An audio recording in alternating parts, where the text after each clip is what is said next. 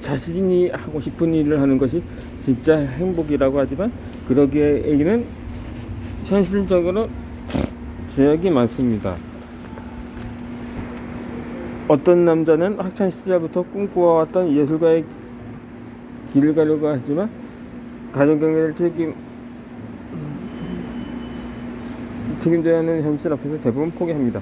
그런가 하면 최저 생활을 간신히 유지하면서 진짜 자신이 하고 싶은 일을 하기 때문에 예술가의 길을 가는 사람도 있습니다.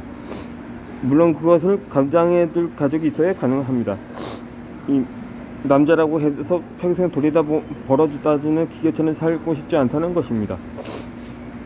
훌륭한 예술은 매일 정규직 직장생활로는 이루어질 수 없다는 지론 탓입니다. 이에 대해서는 사람마다 의견이 각양각색입니다. 분명한 것은 자신이 좋아하는 일에 승부를 거는 것도 좋지만 그로 인해 남에게 피해를 준다면 곤란하지 않겠는가요?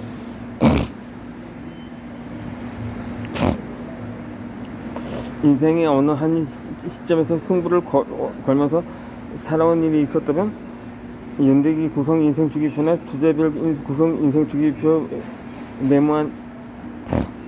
메모한 다음에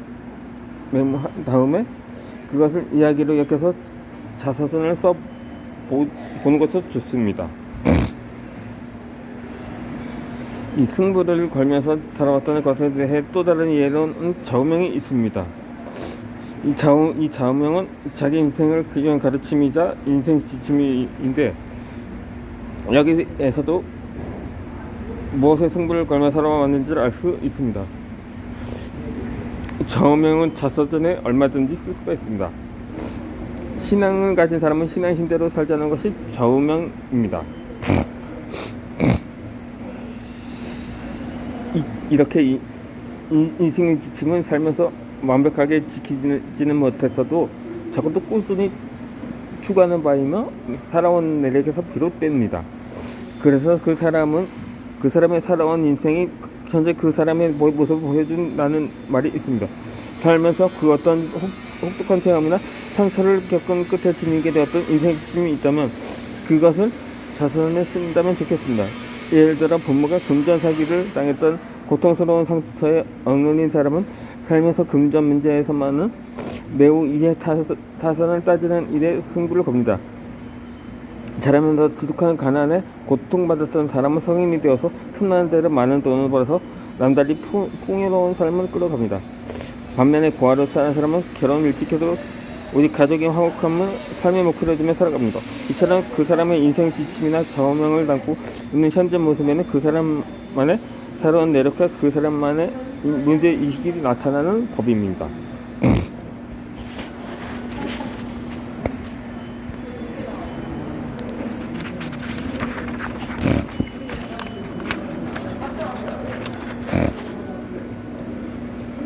그렇다면 개별적인 이야기에서 일반성과 보편성을 만들어 보도록 합시다.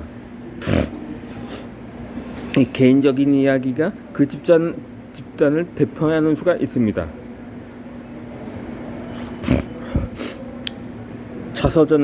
자서전 내용을 구상하고 작성하다 보면 특정한 시구간에서 살아온 구체적이고 개인적인 삶의 모습은 다른 사람의 삶과도 비슷하다는 것을 알 수 있습니다. 이 특히 그룹 자서전 쓰기 교실에서 몇몇 사람이 써온 자서전을 발표할 때에 느낍니다. 여성은 여성에게 맞는 평균적인 삶이 있고 남성은 남성에게 맞는 평균적인 삶이 있습니다. 학교를 졸업하고 그러니까는 남성이라면 군입대 기간을 포함해서 취직을 하고 연애하고 결혼을 하고 자식을 낳으며 가정을 꾸리고 부모님을 보살펴 드리는 등의 내용이 그러합니다. 그 외에 남다른 인생을 사는 사람은 그에 많은 삶이 있습니다. 이런 삶은 그와 관련된 특정 사회 집단을 대표하기도 합니다. 예를 들자면 현혈단신이 월남에서 평생 돈 모으는 일만 해서 기업체를 세운 사람에게는 그 사람만의 독특한 삶이 있다는 거죠. 자수성가하는 사람들은 그들만의 편서적인 삶이 있습니다. 비혼자는 노년기에 이르도록 독립정신을 살아온 그 집단만의 보편적인 삶이 있습니다.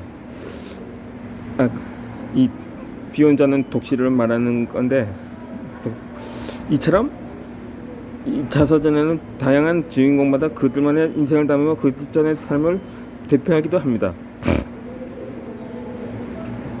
이 자서전에서 자신의 삶을 쓸 때 자신의 개성이 드러나는 삶을 중심으로 쓰는 것과 누구에게나 일어날 수 있는 일반적인 삶을 쓰는 것이 있습니다.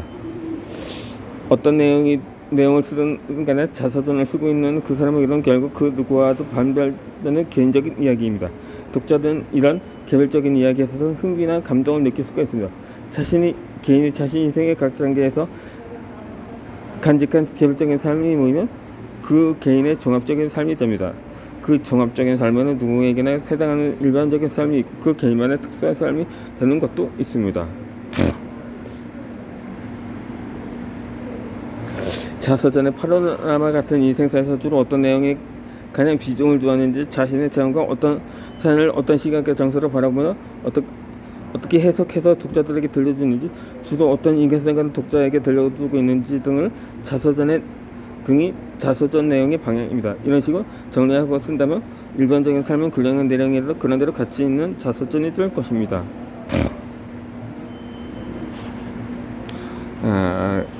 이것은 일기문이나 수필도 마찬가지인데, 특히 자서전은 개인 체험기로 철면에서 일반적으로 지니고 있지만 보편성을 지향한다면 귀중한 역사적인 자료가 될 수가 있습니다. 자서전 내용이 그적은 평범한 수준의 삶을 보여주어도 그 삶에서 당대 일반적인 청대학교 사회 모습이라든가 시대 풍조나 관습, 문화적 현상을 읽을 수 있기 때문입니다.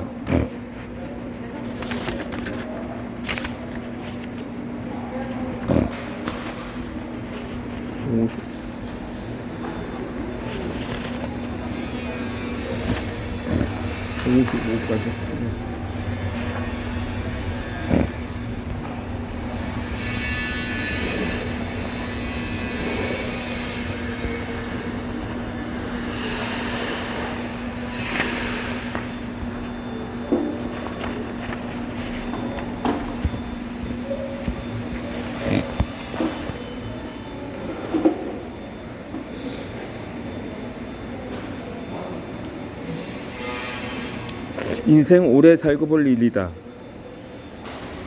오늘이 고통스럽고 쉽게 인생을 포기하지 말라는 것입니다. 내가 자선 수기고실에서 들었던 어느 중년 남자 수강생의 사연이 떠오릅니다. IMF가 벌어졌던 40대 초반에 사업 부도로 집이 없어지고 극심한 생활고를 겪게 되었습니다. 두 자녀에게 도시락도 싸주지 못하고 우울증에 생활 의욕과 소통 안 나고 알코올 중독에 자살까지 하려고 했다고 합니다. 그 시절에 생활고로 노동선부터 막내를 하는 사람은 대부분 여성이었다는 기사문이 있었습니다. 여자들은 극심한 상황에서 강하게 움직인다는 것입니다. 몇 달 후 아내의 설득으로 간신히 마음 잡고 차근차근 빚부터 갚기 시작해서 고소인 막노동부터 했습니다. 술과 담배를 끊고 사람들 만난 일도 당분간 미루었습니다. 사업을 했을 때 인덕이 좋았던 적에 주변 사람의 도움으로 싸구려 이동식 주택에서 지냈습니다. 그렇게 지난 결과 5년 만에 겨우 빚을 다 갚았습니다. 그가 옷 입고 허름한 밥상을 차려두고도 꼭 참고 다 같이 단계라는 장식으로 벗으며 거의 남의 수준으로 지냈다고 합니다.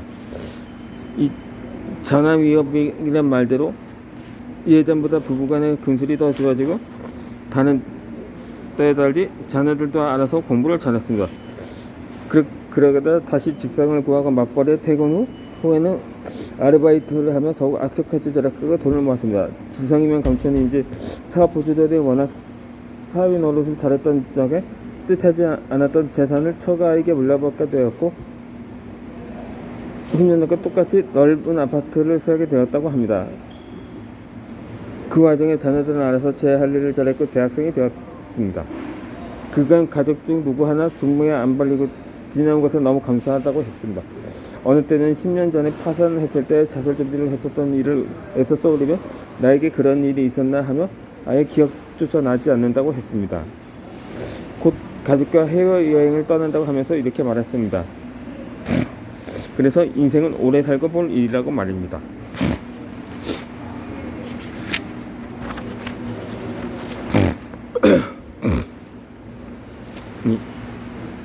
자서전에서 사실폭로의 장기성과 표현의 자유가 있습니다. 이 자서전이든 그 어떤 글이든 일단 쓰고 발표한다면 그 내용에 대해서는 누구나 자부심과 당당함이 있습니다. 자서전에서 그 어떤 내용을 고백하는 저자의 대량이며 권한이라서 저자는 불편한 대인관계를 가지면서 털어놓고 처리하면 됩니다. 그렇지만 확실하지 않은 내용을 털어놓아서 법적인 문제로 이어질 우려가 있다면 조심해야 합니다. 다수는 매스컴의 위력을 의식하기 때문입니다. 물론 쓰는 사람이 정당하고 특별한 의도에 폭로한 것이라고 치부하고 그 뒷일을 감상할 각오가 있다면 뭐라고 탓할 여지가 없습니다. 오래전 어느 유명한 연예인이 자신의 자서전에서 자신의 계모를 좋지 않은 시간을 표현을 해서 그 계모가 법정 소송까지 벌인 일이 있었습니다. 그 자서전에는 계모가 친모처럼 잘해준 점은 싹 빼고 나쁜 점만 집중적으로 기록한 탓입니다. 내가 아는 어떤 분은 또 초등학교 때부터 부모님께 따라서서 서울에서 해숙을 했는데 같이 해숙했을 사촌 형님으로부터 말을 듣지 않았을 때 자주 얻어맞았다는 점을 자서전에다 모조리 고백을 했습니다. 사촌 형님의 실명을 밝히지 않았기 때문에 변명의 훼손죄에 걸리지는 않았습니다. 그 자서전은 제법 잘 팔렸는데 그 연로한 사촌 형님으로부터 항해 전화가 왔다고 합니다. 이런 일은 많이 팔려서 독자들에게 인지도가 생겼을 때 벌어집니다. 폭로당한 당사자와 저자와의 싸움을 벌인들 그 책이 황금 적치를 당하지 않는 한 결국 저자가 승리합니다. 하지만 죄 짓고는 못 산다는 말이 있듯이 나이 어린 조카가 훗날 책에다 고발할 정도로 폭력을 행사한 사촌 형님이 감수할 몫입니다.